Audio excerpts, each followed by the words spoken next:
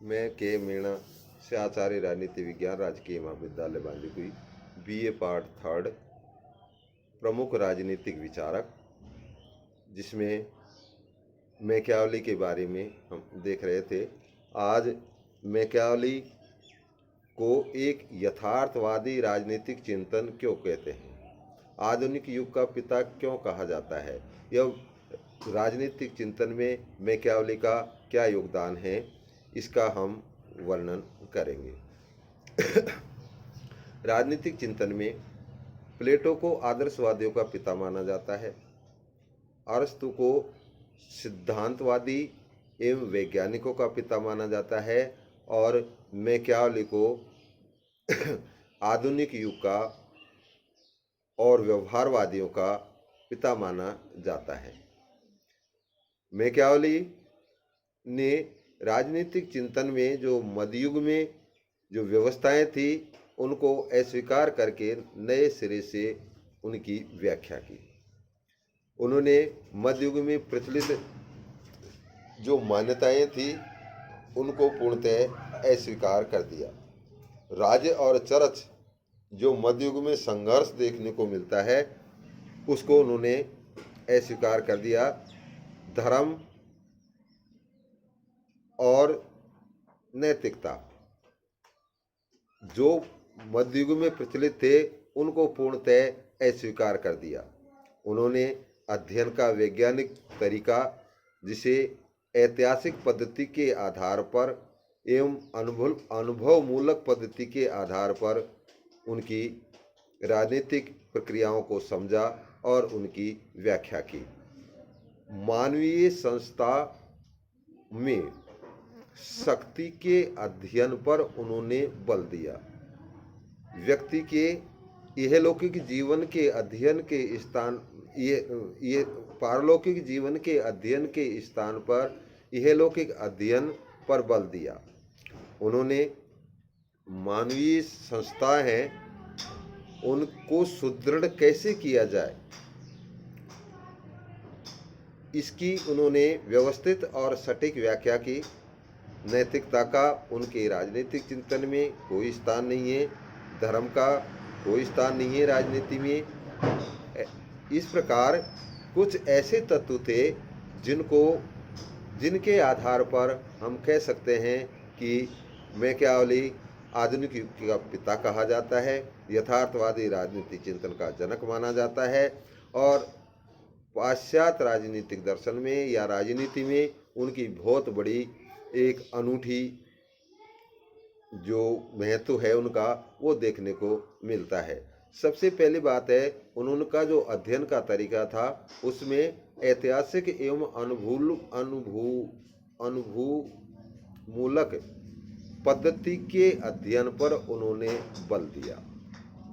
तुलनात्मक अध्ययन के आधार पर, ऐतिहासिक तत्वों के आधार पर और अनुभव जनित, जिसमें पर्यवेक्षण, तथ्यों का संकलन, वर्गीकरण आदि के आधार पर सटीक और व्यवस्थित अध्ययन की जो पद्धति है राजनीतिक तथ्यों की व्याख्या और विश्लेषण करने की, जिसे ऐतिहासिक एवं अनुभूतिमूलक पद्धति कहा जाता है, उसको राजनीतिक चिंतन में उचित स्थान दिया।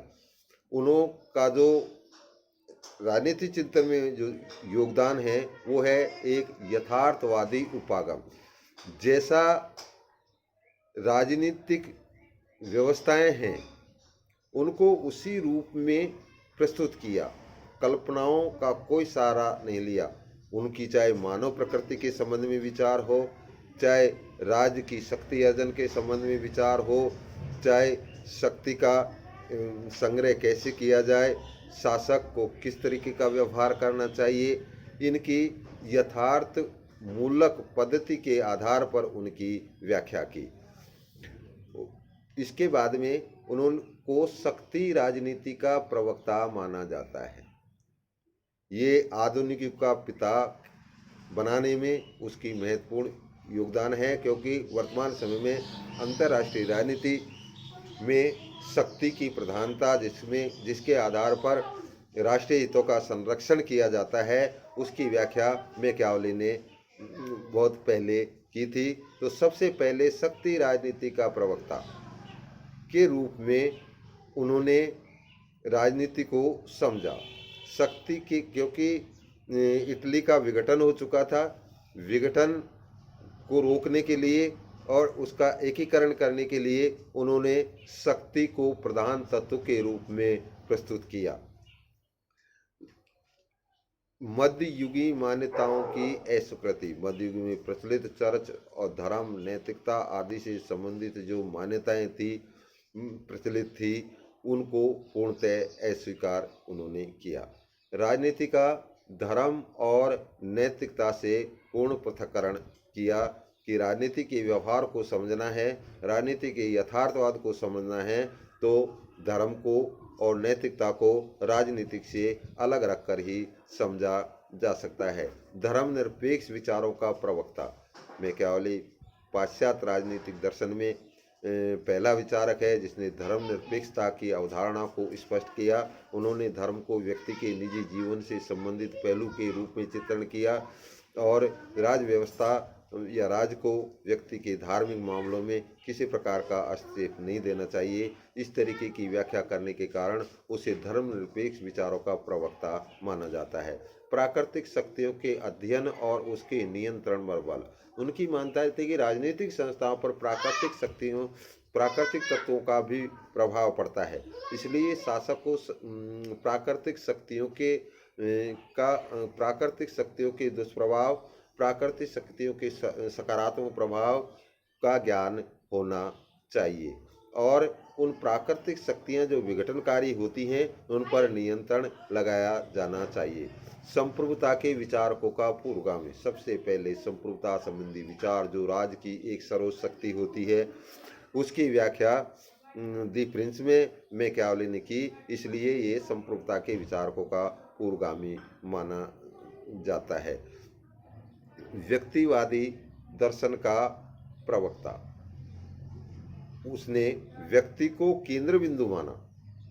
व्यक्तिवादी विचार के रूप में उन्होंने व्यक्ति का जो चरित्र है, व्यक्ति का जो स्वभाव है, व्यक्ति की जो मानव प्रकृति है, व्यक्ति और राजनीतिक संस्थाओं के मध्य कैसा संबंध होना चाहिए, इसकी व्याख्या करने के कारण उसे व्यक्तिवादी दर्शन का प्रमुख प्रतिपादक के रूप में चित्रण किया जाता है। इसमें उपयोगितावादी जो विचार हैं वो भी इनके दर्शन में देखने को मिलते हैं। व्यक्ति उस वस्तु से छुटकारा पाना चाहता है जो उसे दुख प्रदान करती हैं और उस वस्तु की ओर आकर्षित होना चाहता है जो उसे सुख प्रदान करती हैं। इस आधार पर ही उन्होंने मानव स्वभाव का चित्रण किया। तो सुख दुख मापी यंत्र के रूप में उपयोगितावादी सिद्धांत का प्रतिपादन सबसे पहले मैकियावेली ने किया। संक्षेप में हम कह सकते हैं कि मैकियावेली ने जिन सिद्धांत और नीतियों का समर्थन किया उन्हें आज के शासक राजनीति या राजनीति भले ही ऊपर से स्वीकार करे, परंतु राज्य को राजनीतिक या राजनयिक संबंध, गुट और अंतर्राष्ट्रीय सम्मेलनों में इसका प्रयोग किया जाता है। मैकियावेली की आधुनिकता है और इसी कारण उसे आधुनिक युग का पिता कहा जाता है। धन्यवाद।